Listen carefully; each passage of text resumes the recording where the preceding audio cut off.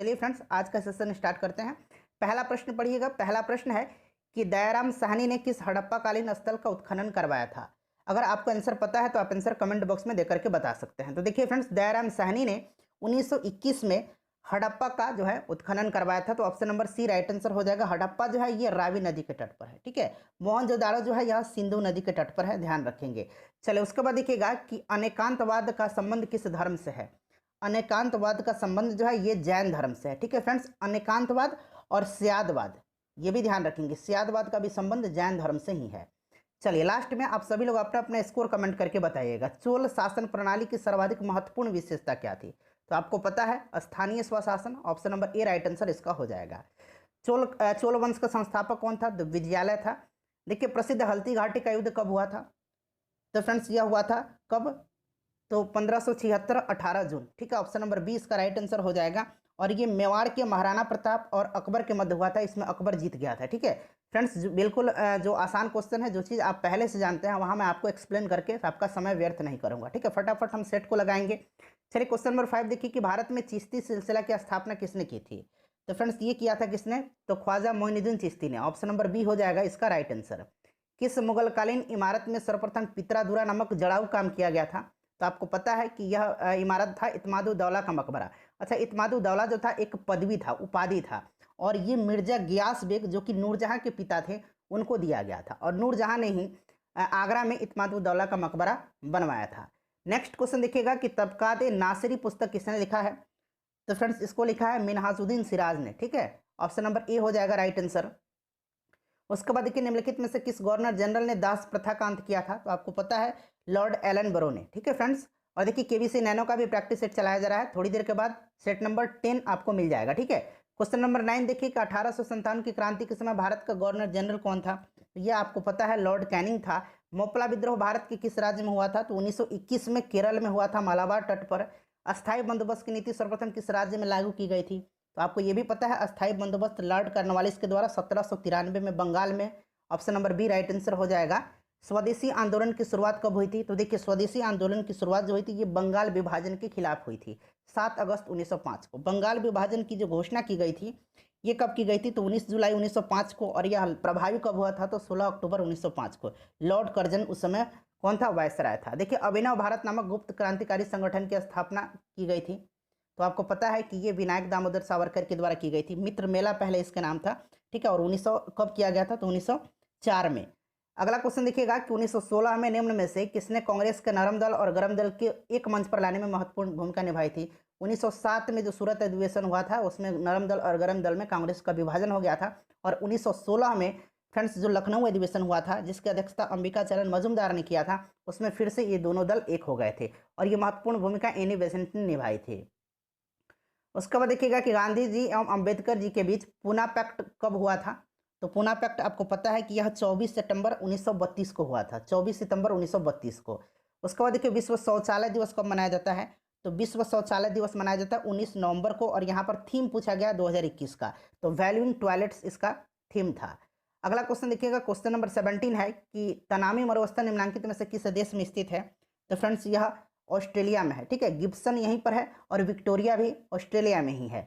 सिंधु नदी का उद्गम स्थल निम्नलिखित में से कौन है। तो सिंधु नदी तिब्बत के मानसरोवर झील के पास से सानो ख्याबाब झील से हिमनद से निकलती है। सानो ख्याबाब, तो यहाँ पर हम मानसरोवर टिक करेंगे, ठीक है, क्योंकि यह सानो ख्याबाब हिमनद से निकलती है। चलो उसके बाद देखिएगा कि निम्नलिखित में से कौन नीलगिरी पहाड़ी की सबसे ऊंची चोटी है। तो ये डोडा बेटा है, ठीक है। ये दक्षिण भारत की दूसरी सबसे ऊंची चोटी है, क्लियर। अन्नामलाई पर जो अनाईमुडी है यह जो है दक्षिण भारत की सबसे ऊंची चोटी है। चलो उसके बाद देखिए उत्तर भारत के मैदानी भागों में शीत ऋतु में वर्षा किस कारण से होती है। बताइए फ्रेंड्स किस कारण से होती है। तो राइट आंसर इसका क्या हो जाएगा, यह हो जाएगा आपका पश्चिमी विक्षोभ के कारण से, ठीक है। पश्चिमी विक्षोभ के कारण से होती है। चलिए नेक्स्ट क्वेश्चन करेंगे। अगला क्वेश्चन है कि निम्नलिखित में से कौन सी मिट्टी चाय की खेती के लिए सर्वाधिक उपयुक्त मिट्टी है। तो यह मिट्टी लेटेराइट मिट्टी है। काली मिट्टी कपास की खेती के लिए उपयुक्त होती है।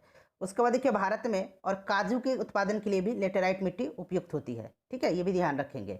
देखिए भारत में सर्वाधिक ग्रामीण जनसंख्या प्रतिशत लगा दिया गया है। सर्वाधिक जनसंख्या ग्रामीण जनसंख्या प्रतिशत वाला राज्य तो ये हिमाचल प्रदेश है, ठीक है।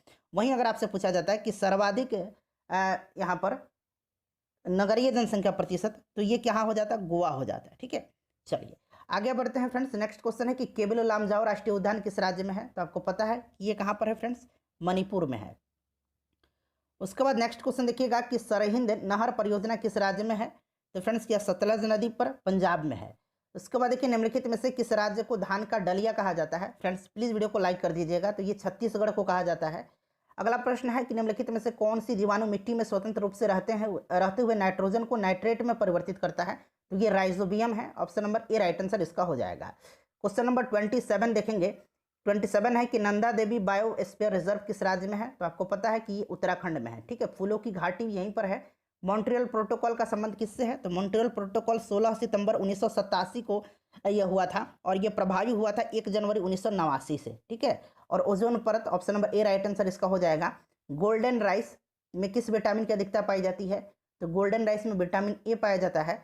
उसके बाद देखिए राष्ट्रीय बागवानी मिशन भारत सरकार के द्वारा किस वर्ष आरंभ किया गया था, तो फ्रेंड्स ये किया गया था 2005 में। ठीक है, उसके बाद देखिए निम्नलिखित में से कौन सा क्षार डीएनए में उपस्थित नहीं होता है, तो देखिए डीएनए में जो उपस्थित नहीं होता है ये यूरेसिल हो जाएगा। उसके बाद देखिएगा कि कवक में किस रूप से भोजन संचित रहता है, तो कवक का जो कोशिका भित्ति होता है ये काइटिन का बना होता है। कवकों का अध्ययन को माइकोलॉजी कहते हैं। ठीक है, और देखिए फ्रेंड्स कवक का जो अध्ययन है माइकोलॉजी कहा जाता है इसको। और फ्रेंड्स ये ग्लाइकोजन के रूप में अपना भोजन संचित करते हैं। उसके बाद देखिए रैबिडो वायरस द्वारा होने वाली बीमारी की पहचान करें, तो रैबिडो वायरस के द्वारा रेबीज होता है। ठीक है फ्रेंड्स, ध्यान रखेंगे।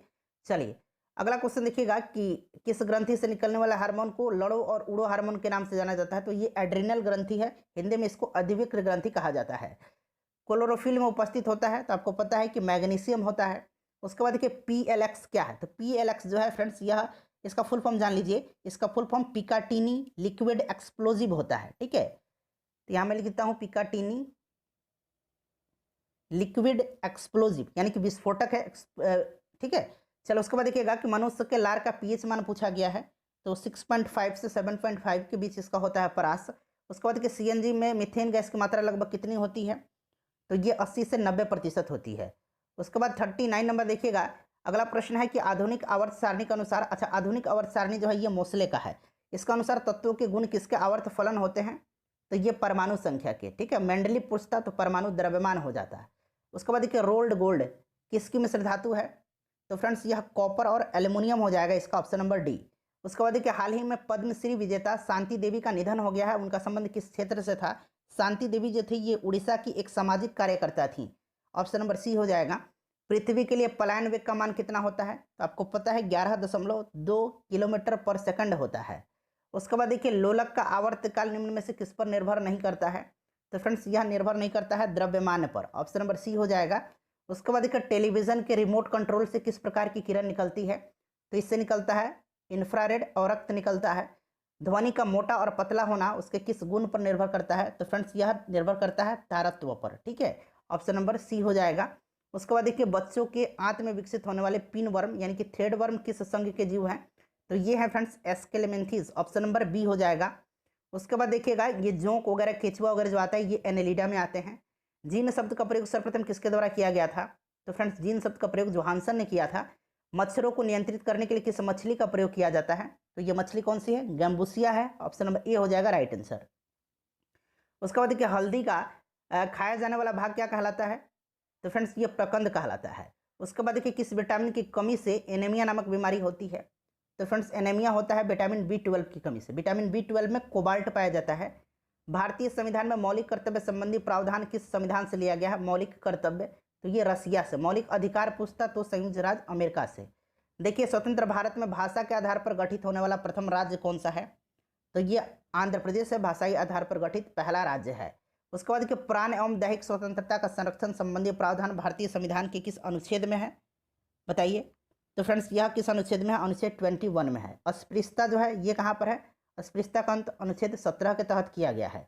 उसके बाद देखिएगा कि राष्ट्रपति के निर्वाचक मंडल में कौन शामिल नहीं होता है, तो इसमें शामिल लोकसभा, विधानसभा और राज्यसभा के निर्वाचित सदस्य होते हैं, विधान परिषद के सदस्य नहीं होते हैं। नेक्स्ट क्वेश्चन देखिए मंत्रिपरिषद सामूहिक रूप से किसके प्रति उत्तरदायी होती है, तो आपको पता है कि लोकसभा के प्रति। और मंत्री जो होते हैं व्यक्तिगत रूप से राष्ट्रपति के प्रति उत्तरदायी होते हैं। पुस्तक the Modi gambit decoding Modi 2.0 के लेखक कौन है, तो संजू वर्मा है इसके लेखक। उसके बाद कि भारत के महान न्यायवादी का कार्यकाल कितने वर्ष का होता है? तो ये महान न्यायवादी जो है ये राष्ट्रपति के प्रसाद पर्यंत अपना पद धारण करता है और ये राष्ट्रपति के प्रसाद पर्यंत ही यह हटाया जा सकता है। उसके बाद देखिएगा कि सर्वोच्च न्यायालय के संबंध में कौन सा कथन असत्य है? तो देखिए इसमें से जो असत्य कथन दिया गया है ना वो दिया गया है यहाँ पर ऑप्शन नंबर बी। देखिए उच्चतम न्यायालय का न्यायाधीश बनने हेतु न्यूनतम उम्र 35 वर्ष होना चाहिए। उच्चतम न्यायालय इनकी सुप्रीम कोर्ट की बात की जा रही है, न्यूनतम उम्र जो है निर्धारित नहीं की गई है। एक बार न्यायाधीश आप बन गए तो 65 वर्ष की आयु तक आप कार्यरत रह सकते हैं। ठीक है, चलिए 65 वर्ष की आयु के बाद सेवानिवृत्त हो जाते हैं।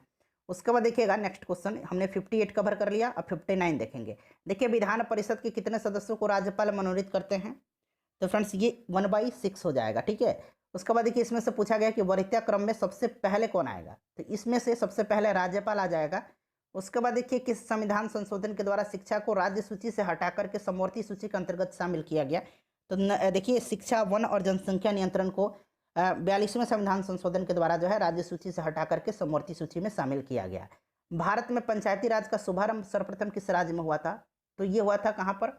तो फ्रेंड्स राजस्थान में। ठीक है, ध्यान रखेंगे। चलिए राजस्थान के नागौर में 1959 में। भारत के राष्ट्रीय ध्वज में स्थित चक्र किस रंग का है? तो फ्रेंड्स ये नीला रंग का है। और चक्र में कितनी तिलियां होती हैं?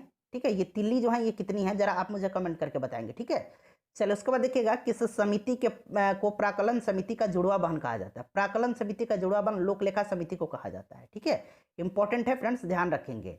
चलो उसके बाद देखिएगा, और बाकी तो आपको पता ही है, प्राकलन समिति में 30 सदस्य होते हैं और लोक लेखा समिति में 22 सदस्य होते हैं। निम्नलिखित में से कौन देश में राष्ट्रीय आपातकाल लागू करने का आधार रही है? तो युद्ध, बाह्य आक्रमण, सशस्त्र विद्रोह है। सरकार के विरुद्ध तीव्र हिंसक आंदोलन ये नहीं है। ठीक है, चलिए राष्ट्रीय आपातकाल 352 में है, 356 में राज्यों में राष्ट्रपति शासन और 360 में वित्तीय आपातकाल है। उसके बाद देखिए प्रथम पंचवर्षीय योजना किस मॉडल पर आधारित थी? तो हेरोल्ड डोमल मॉडल पर। दूसरी पंचवर्षीय योजना पीसी महालनोबिस मॉडल पर आधारित थी। Poverty and un British rule in India पुस्तक के लेखक कौन है? तो ये दादा भाई नौरोजी हैं। इसके बाद देखिए गिनी गुणांक किसके द्वारा मापन किया जाता है? बताइए फ्रेंड्स, राइट आंसर इसका क्या हो जाएगा? तो आय विवरण विषमता का। उसके बाद 69 नंबर देखिएगा कि राष्ट्रीय ग्रामीण स्वास्थ्य मिशन कब आरंभ किया गया था? तो यह 12 अप्रैल सन 2005 को आरंभ किया गया था। उसके बाद देखिए 2021 में अर्जुन पुरस्कार से सम्मानित वंदना कटारिया किस खेल से संबंधित है? तो फ्रेंड्स ये हॉकी से संबंधित है। ठीक है, वंदना कटारिया। उसके बाद देखिएगा कि यदि रिजर्व बैंक नगद आरक्षित अनुपात CRR, ठीक है, कैश रिजर्व रेशियो की दर बढ़ा दे तो इन बैंकों के साख सृजन क्षमता पर कैसा प्रभाव पड़ेगा? तो देखिए इसकी क्षमता जो है साख सृजन की वो घटेगी। अगला क्वेश्चन हमारा कि राष्ट्रीय शेयर बाजार की स्थापना किस वर्ष हुई थी? तो ये फेरवानी समिति की सिफारिश पर 1992 में हुई थी। हाल ही में किस राज्य ने कोकबोरोक दिवस मनाया है? तो कोकबोरोक दिवस 19 जनवरी के दिन त्रिपुरा ने मनाया है। अगला क्वेश्चन देखिए ब्रेटन वुड्स सम्मेलन द्वारा किस वित्तीय संस्था की स्थापना की गई थी? तो ब्रेटन वुड्स सम्मेलन 1944 में हुआ था और ब्रेटन वुड्स में जो है IMF और विश्व बैंक यानी कि इंटरनेशनल मॉनेटरी फंड, अंतर्राष्ट्रीय मुद्रा कोष और विश्व बैंक की स्थापना हुई थी। अनुसूचित जनजाति की सर्वाधिक जनसंख्या वाला राज्य कौन सा है? तो फ्रेंड्स यह राज्य जो है ये मध्य प्रदेश है।